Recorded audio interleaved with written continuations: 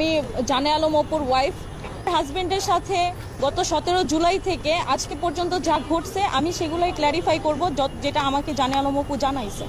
ও 26 তারিখে যখন 5 জনকে একসাথে অ্যারেস্ট করছে, অপু কিন্তু সেই ঘটনাস্থলে ছিল না। অপুর যদি টাকার লোভ থাকতো বা চাঁদাবাজি করার ইচ্ছা থাকতো, সেদিন 40 লাখ টাকা আনার জন্য ওই 5 জনের মধ্যে অপুকে পাওয়া যেত।